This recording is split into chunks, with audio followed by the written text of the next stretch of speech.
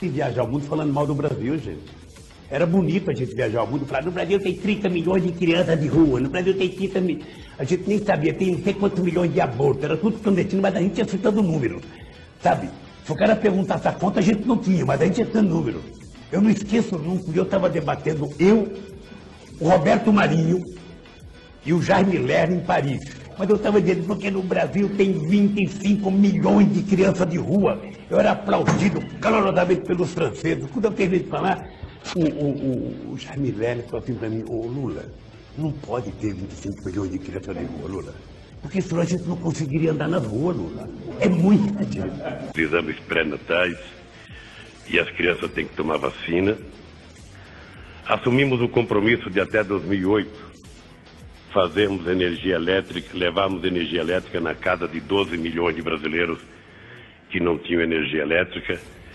Já cumprimos metade do programa. No primeiro mandato, levamos energia elétrica para 5 milhões de pessoas, ou seja, energia elétrica em que o governo arca com a despesa, o governo federal com 80%, os estados com 20%, e até 2008 nós iremos terminar no Brasil, ou seja, para evitar que qualquer família possa ficar sem energia elétrica. Ao mesmo tempo, fizemos um programa de reforma agrária, onde atendemos 380 mil famílias, num total de 31 milhões de hectares de terra desapropriados para efeito de reforma agrária. Possivelmente o Brasil nunca tinha conhecido a política de crédito que fizemos para a agricultura familiar, saltando de $1 bilhão de financiamento na agricultura familiar para praticamente $5 bilhões na safra 2006-2007. E também o Brasil nunca tinha conhecido a política de microcrédito que nós fizemos nesses primeiros 4 anos. Bem, acho que a quantidade de empregos formais criada no Brasil, pelo menos nas últimas 2 décadas, a gente não tinha conhecido a criação de 5 milhões de empregos com carteira profissional assinada. E a economia, como disse o senhor Klaus, o Brasil vive um momento, eu diria, de autoestima interna e de confiança externa, porque a nossa economia nunca esteve numa situação privilegiada de como está hoje. O Brasil não sabia crescer com inflação baixa, o Brasil não sabia exportar com o crescimento do mercado interno, ou seja, cada vez que a gente fazia uma opção de crescer, as exportações matava o mercado interno. Cada vez que se voltava para o mercado interno, matava as exportações. E o Brasil aprendeu a combinar uma política de crescimento das exportações com o crescimento do mercado interno, controle da inflação com o crescimento econômico, superávit comercial, superávit na conta corrente e reservas, como há muito tempo o Brasil não imaginava que pudesse ter, 87 bilhões de dólares de reservas, o que deixa o Brasil numa situação altamente privilegiada, saldando suas dívidas com o FMI, com o Clube de Paris, ou seja, sem que houvesse nenhum trauma, provando que democracia e seriedade são 2 instrumentos eficazes para que a gente possa fazer as economias crescerem e as populações melhorarem de vida. Mas não foi apenas no Brasil. Houve uma mudança importante na América do Sul nesses últimos 4 anos. O mapa geopolítico da América do Sul mudou. Todos os governantes mudaram nesses últimos 4 anos e todos os governos hoje da América do Sul, com mais ou com mais ênfase, todos, sem distinção, têm compromissos sociais profundos que há muito tempo a nossa querida América não sentia. Por isso, eu sou esperançoso de que nos próximos 4 anos, não apenas o Brasil, mas o continente sul-americano tenha um papel extraordinário. Vocês acompanharam, nós dissemos no começo do mandato que nós íamos trabalharmos para mudar a geografia mundial, a geografia comercial do mundo, e eu espero que a rodada de Doha ela possa garantir que tenha uma mudança substancial, porque não tem outro jeito de acabar com a pobreza se não dermos oportunidade aos países pobres se desenvolverem. É preciso parar com a mania dos países ricos, darem dinheiro para governantes que às vezes nem aplicam o dinheiro corretamente naquilo para que foi destinado. É preciso que o investimento seja em projetos de desenvolvimento, porque isso gera emprego, gera riqueza e gera melhoria na qualidade de vida do povo do continente. O Brasil fez essa opção pela América do Sul, depois o Brasil fez uma opção de nova integração com a África, com a Ásia, criamos o G20 e hoje eu acho que ninguém pode falar em comércio exterior no mundo sem levar em conta a existência da América do Sul, a existência do Brasil, a existência da China, a existência da Índia, porque são países que estão passando por um processo excepcional de transformação. Bem, terminado o primeiro mandato, nós agora não temos mais que ficar apenas falando da coisa que fizemos e temos que dizer agora o que nós queremos fazer. Nesse segundo mandato, nós temos um outro compromisso com o Brasil, com o povo brasileiro e com a América do Sul. Primeiro, vamos continuar trabalhando fortemente para a criação de uma comunidade sul-americana de nações. Nós estamos convencidos que a América do Sul vai ter que se integrar cada vez mais. Para isso, precisamos de uma boa política, de bons projetos e de boas políticas de integração. Não haverá integração sem ferrovias, sem rodovias, sem pontes, sem telecomunicações, sem integração aérea. Não haverá. Então é preciso que haja, da nossa parte, a construção de projetos que permitam o mundo enxergar de que não estamos apenas fazendo discurso quando falamos de integração, mas estamos concretizando com projetos concretos obras que podem qualificar para o mundo a verdadeira integração, como a rodovia que estamos financiando no Peru, ligando o Brasil ao Oceano Pacífico, passando pelo Peru, uma estrada de quase 1.800 quilômetros. Pois bem, nesse segundo mandato, nós começamos o ano lançando um programa de desenvolvimento para o Brasil. Um programa de desenvolvimento que leva em conta 3 aspectos. O primeiro aspecto são mudanças na política econômica, sobretudo na área de desoneração de vários setores da economia. Um segundo momento,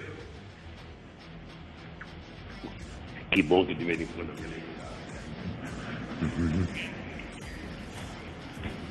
um segundo momento são medidas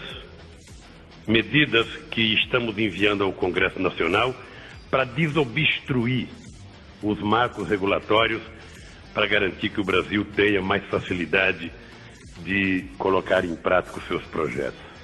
E o terceiro, uma definição de desenvolvimento regional, levando em conta as particularidades de cada região do país, para que a gente possa, no que diz respeito a estradas, a rodovias, a ferrovias, a portos,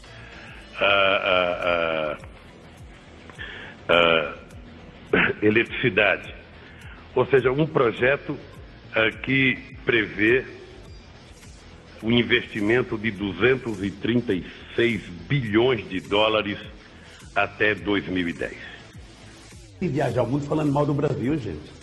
Era bonito a gente viajar o mundo e falar, no Brasil tem 30 milhões de crianças de rua, no Brasil tem 30 milhões. A gente nem sabia, tem não sei quantos milhões de abortos, era tudo clandestino, mas a gente ia citando o número, sabe? Se o cara perguntasse a conta, a gente não tinha, mas a gente ia citando o número. Eu não esqueço nunca, eu estava debatendo, o Roberto Marinho e o Jaime Lerner em Paris. Mas eu estava dizendo, porque no Brasil tem 25 milhões de crianças de rua. Eu era aplaudido calorosamente pelos franceses. Quando eu terminei de falar, o Jaime Lerner falou assim para mim, ô Lula, não pode ter 25 milhões de crianças de rua, Lula. Porque senão a gente não conseguiria andar nas ruas, Lula. É muita gente. Então nós temos uma tarefa para fazer e acho que estamos fazendo. Quero dizer aos presidentes que eu me orgulho muito de ter vivido este momento na América Latina e na América do Sul, em que nós saímos de um Mercosul fracassado em 2002 para a construção não apenas do fortalecimento do Mercosul, mas da constituição da Comunidade Sul-Americana de Nações. Durante séculos, o Brasil ficou de costas para a América do Sul, olhando para os Estados Unidos e para a União Europeia. achando que tudo que era bom para os Estados Unidos era bom para o Brasil, ou tudo que era bom para a Europa era bom para o Brasil. Durante muito tempo, a Bolívia está aqui. A Bolívia achava que o Brasil era o país imperialista do continente e que, portanto, os empresários bolivianos tinham medo dos empresários brasileiros e não tinham medo dos empresários de outros países. Durante muito tempo, a Argentina e o Brasil desconfiavam um do outro e assim por diante. Nós estamos conseguindo um feito inusitado. Apesar das nossas diferenças, nós hoje estamos convencidos que não existe saída individual para nenhum país.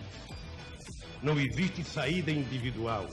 Ou nós encontramos soluções conjuntas para financiar a nossa infraestrutura, ou nós encontramos soluções conjuntas para facilitar o nosso comércio, ou nós não teremos solução. Por isso, eu acho que essa reunião é importante e ninguém pode sair frustrado porque não sai daqui com a solução dos seus problemas. Eu queria aqui, Schmidt, pedir licença apenas para falar de um assunto que não estava na pauta, porque eu recebi a programação e a programação falava emprego, emprego e emprego. Eu vim preparado para discutir emprego, mas cheguei aqui e estava se discutindo outras coisas. Eu queria abordar apenas para deixar registrado na reunião, que é a questão do livre comércio, a questão da alta. Eu vou dizer uma coisa que eu penso a respeito disso. Vou ser rapidinho. Bem, primeiro, o debate sobre comércio não pode ser uma coisa ideologizada.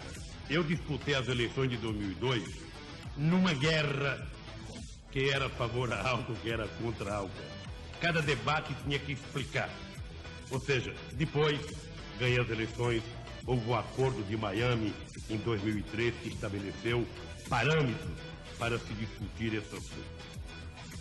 Segundo, para o Brasil não faz sentido falar em livre comércio enquanto persistem os gigantescos subsídios da agricultura que desnivelam o campo de jogo. Terceiro, daí a prioridade da OMC, onde se pode tratar efetivamente dessa questão. Por outro lado, não há modelos únicos para relações comerciais. Na ALCA, se estava discutindo antes de Miami 2003, temas que iam muito além do comércio, como regras para investimentos, compras governamentais, etc., que limitavam a possibilidade de políticas industriais, tecnológicas e etc. Por isso, propusemos e obtivemos redefinição da base das negociações. Para o Mercosul e para o Brasil, eu acredito, nós temos negociado com outros países em desenvolvimento acordos em que tomamos plenamente em conta as assimetrias e sensibilidade dos países menos avançados. O mesmo princípio deve reger as negociações hemisféricas. Estamos dispostos a continuar essa discussão, mas não podemos fixar prazos artificiais que não serão cumpridos e que apenas causarão desgaste. Por isso, preferimos avaliar a situação após Hong Kong, à luz do que ocorrer, sobretudo quando definirmos claramente a questão dos subsídios na reunião de Doha. Obrigado. E viajar ao mundo falando mal do Brasil, gente. Era bonito a gente viajar ao mundo e falar, no Brasil tem 30 milhões de crianças de rua, no Brasil tem 30 milhões. A gente nem sabia, tem não sei quantos milhões de abortos, era tudo clandestino, mas a gente ia citando números, sabe? Se o cara perguntasse a conta, a gente não tinha, mas a gente ia citando números. Eu não esqueço nunca, eu estava debatendo, o Roberto Marinho e o Jaime Lerner em Paris. Mas eu estava dizendo, porque no Brasil tem 25 milhões de crianças de rua. Eu era aplaudido calorosamente pelos franceses. Quando eu terminei de falar, o Jaime Lerner falou assim para mim, ô Lula, não pode ter 25 milhões de crianças de rua, Lula. Porque senão a gente não conseguiria andar na rua, Lula. É muita gente. E isso está ligado à discussão que estamos fazendo aqui. Porque não é discutir apenas a questão do clima, é discutir desenvolvimento e oportunidades para todos os países.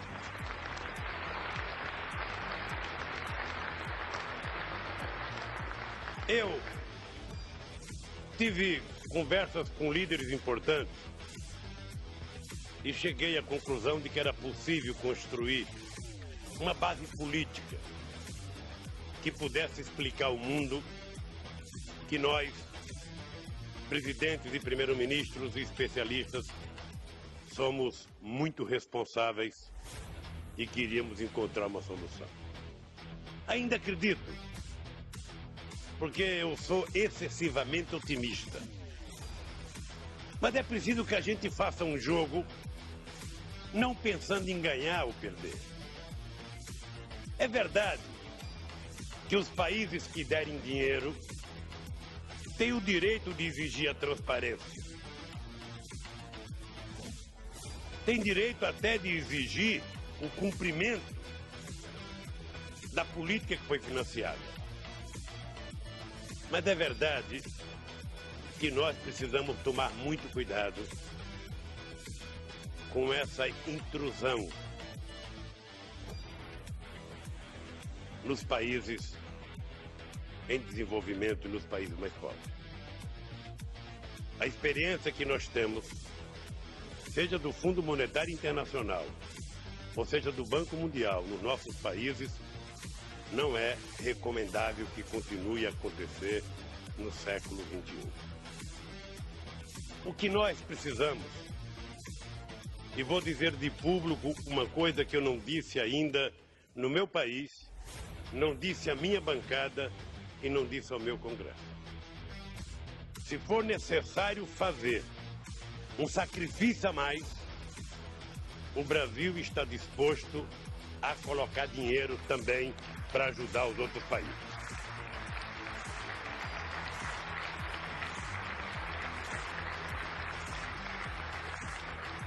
Estamos dispostos a participar do financiamento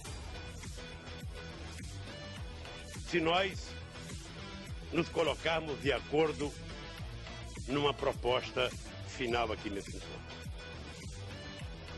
Agora, o que nós não estamos de acordo é que as figuras mais importantes do planeta Terra assinem qualquer documento para dizer que nós assinamos documento. Eu adoraria sair daqui com o documento mais perfeito do mundo assinado. Mas se não tivemos condições de fazer até agora, eu não sei, meu querido companheiro Rasmussen e meu companheiro Ban Ki-moon, se a gente não conseguiu fazer até agora esse documento, eu não sei se algum anjo ou algum sábio descerá nesse plenário e irá colocar na nossa cabeça a inteligência que nos faltou até a hora de agora. Não sei. Eu acredito, como eu acredito em Deus, eu acredito em milagre, ele pode acontecer. E quero fazer parte dele. Mas para que esse milagre aconteça, nós precisamos levar em conta que teve 2 grupos trabalhando os documentos aqui que nós não podemos esquecer. Portanto, o documento é muito importante dos grupos aqui. Segundo, que a gente possa fazer um documento político para servir de base de guarda-chuva também é possível fazer. Se a gente entender 3 coisas. Primeiro, Kyoto, Convenção Quadro, MRV não pode adentrar a soberania dos países. Cada país tem que ter, sabe, a competência de se autofiscalizar e, ao mesmo tempo, que o dinheiro seja colocado para os países efetivamente mais pobres. O Brasil não veio barganhar. As nossas metas não precisam de dinheiro externo. Nós iremos fazer com os nossos recursos. Mas estamos dispostos a dar um passo a mais se a gente conseguir resolver o problema que vai atender, primeiro, a manutenção do desenvolvimento dos países em desenvolvimento. Nós passamos um século sem crescer, enquanto outros cresciam muito. Agora que nós começamos a crescer, não é justo que voltemos a fazer sacrifício. No Brasil ainda tem muitos pobres. No Brasil tem muitos pobres. Na África tem muitos pobres. Na Índia e na China tem muitos pobres.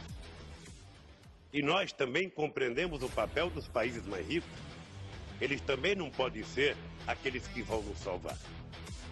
O que nós queremos é apenas conjuntamente, ricos e pobres, estabelecermos um ponto comum que nos permita sair daqui orgulhosamente, dizendo aos 4 cantos do mundo que nós estamos preocupados em preservar o futuro do planeta Terra sem o sacrifício da sua principal espécie, que são homens, mulheres e crianças que vivem nesse mundo.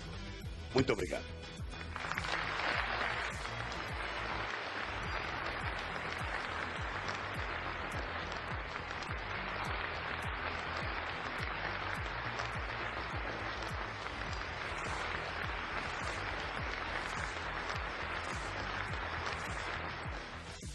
E viajar o mundo falando mal do Brasil, gente.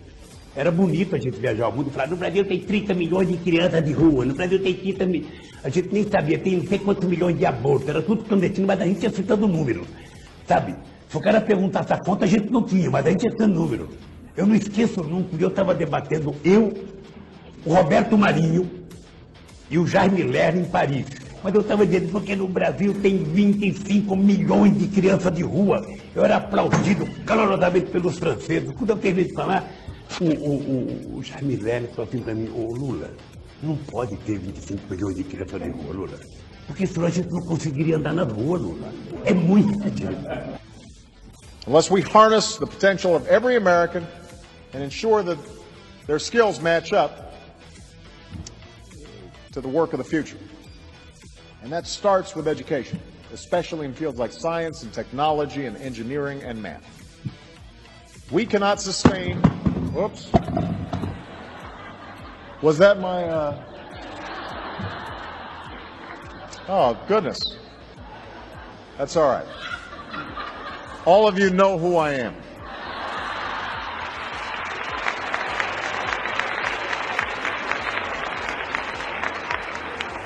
But I'm sure there's somebody back there that's really nervous right now.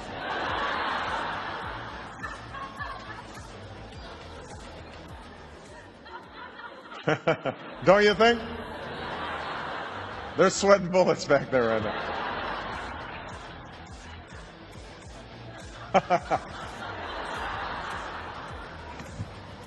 Where were we?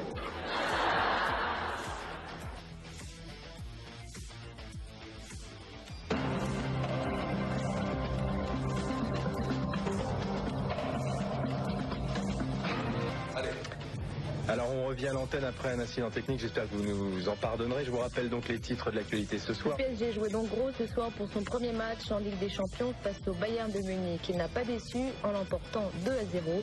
Il faudra compter avec les Parisiens cette année.